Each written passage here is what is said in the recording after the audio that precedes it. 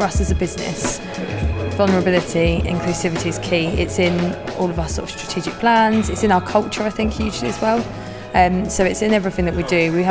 Because we're a bit of a smaller water company, the teams that we work with are we're all on the same floor, we're all sitting a desk across, and we've got a lot of experience in this area. So it just felt it was almost the right time to pause, transition onto the new standard, which was quite exciting because it has a slightly different way of looking at things. So we were very much around taking the opportunity, but also for us it's now built into what we do. So it's very much just continuing that journey and improving.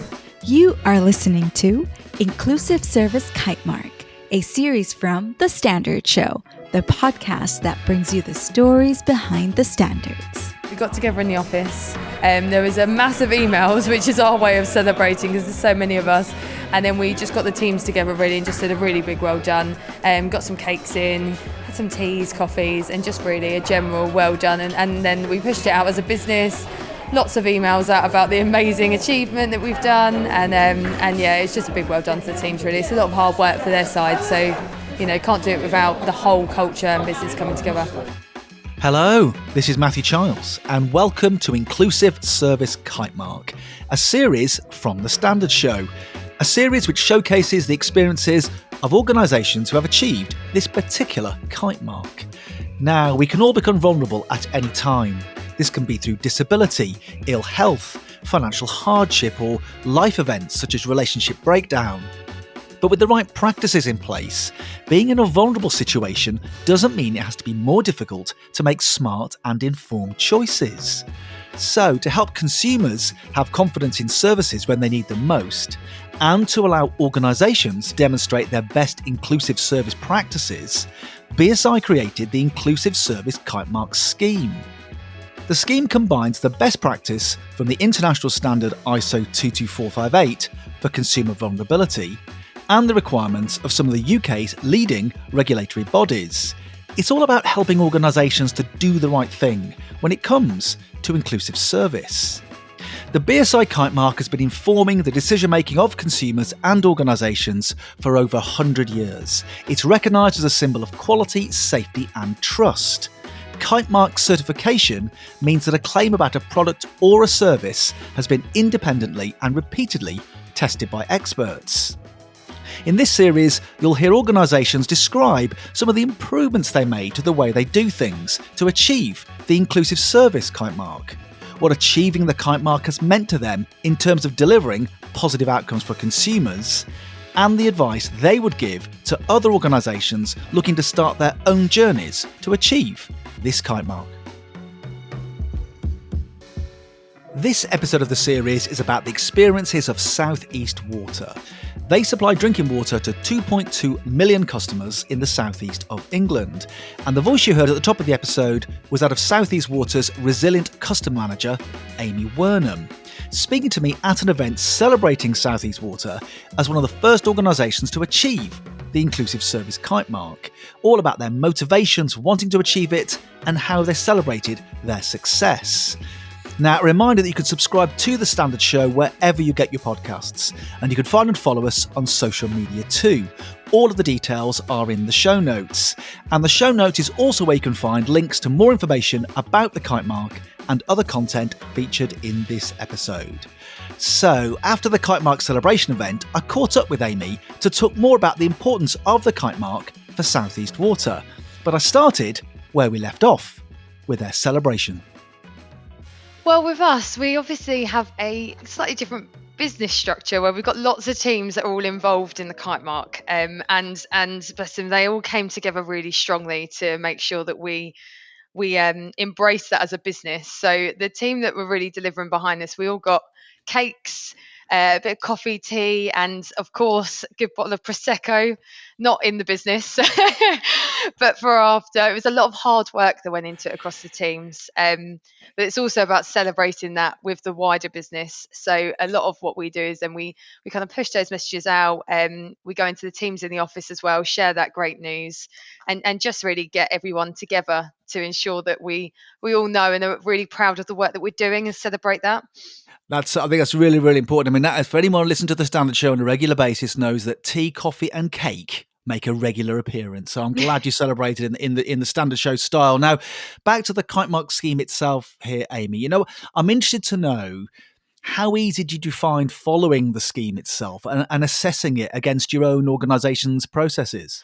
Well, we'd previously held the 18477 inclusive service provision, and we were the first water company to go through that process. So we were really proud to hold that. And as part of that original audit, we had made a lot of changes already to the systems that we do in terms of how we monitor, how we track, and how we communicate out across our various teams to make sure we're being as inclusive as possible.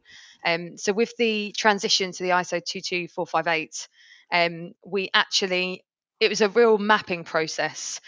So a lot of the work we were already doing, but it was actually understanding how we take the new criteria and the new ISO and apply that across our various teams. Now, for us, that looked a little bit of a reshape, which I think is always a positive because it brings a new perspective to the work that we're already doing. And it was restructuring the audit process to ensure that we were covering off all elements and were able to communicate that effectively. But I think in doing that process and undertaking that work, you naturally look at things from that new lens, and it gives us a way of engaging teams differently, and communicating it differently in the audit itself.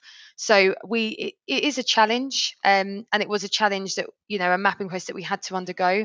But I think one that was really valuable for us as a business. And every time we go through this process with BSI, we take something new from it, and I think that's really what this has given us.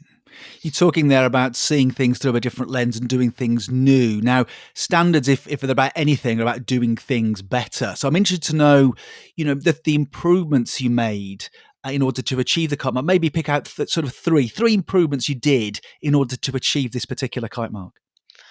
So I think one of those, a big improvement on our side, is as a business we have a wide range of training and completely different levels of teams that need to deliver on inclusivity in all areas. So from sort of communications to helping vulnerable customers in supply incidents to communicating that training out across the business. And I think a key area of opportunity that we identified in this audit was actually to create a new level of training specifically around inclusivity and consumer vulnerability.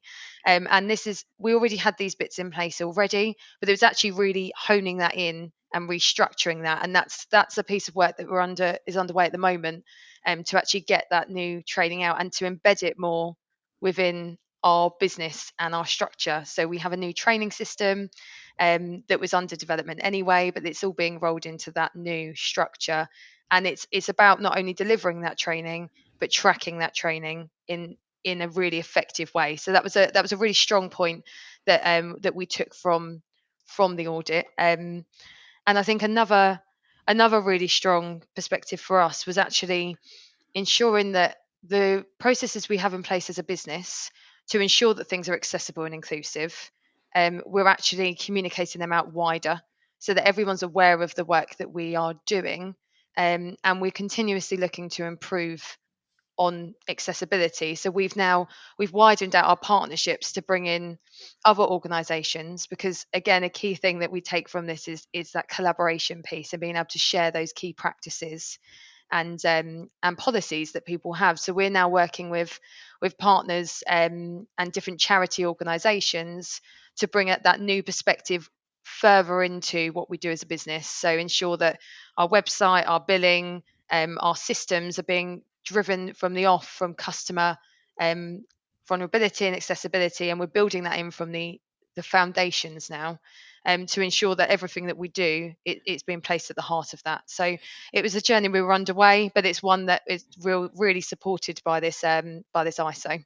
Well, it sounds like quite a significant journey here with some sort of big improvements that you were making along the way. I just wonder, overall, how has achieving this kite mark brought you confidence that you're achieving positive outcomes for customers?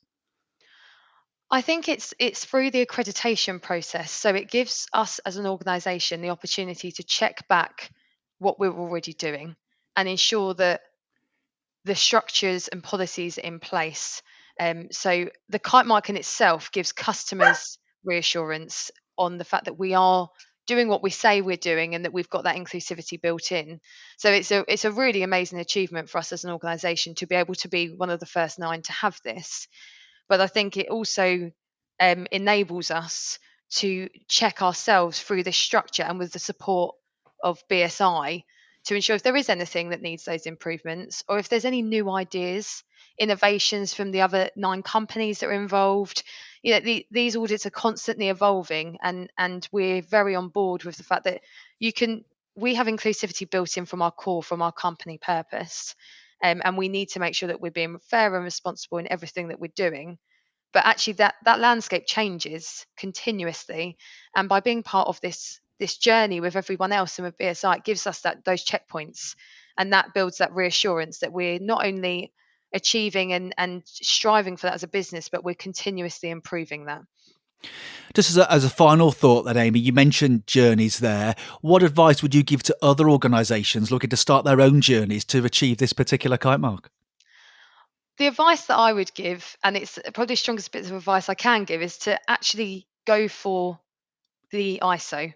And I think there's a lot of concern out there that companies might not be in the right position to actually undergo this audit. But what I would say is that you'll probably find a lot of the work that you're doing is is actually already included in this, and it will shine a light on key areas where you may be delivering on work, but actually there might be a better way to track that, or there might be a different way to embed that within the business.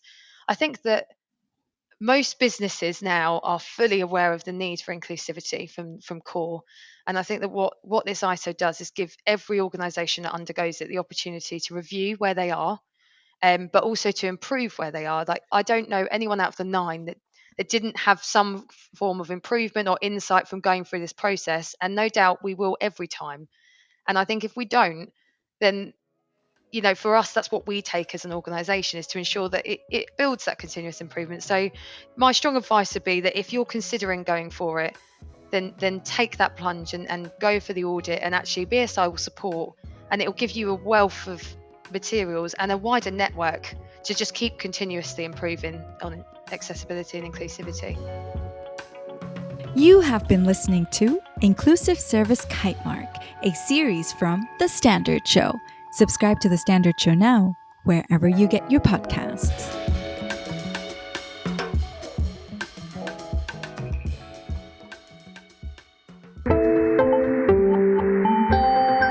You just heard a Stripped Media production.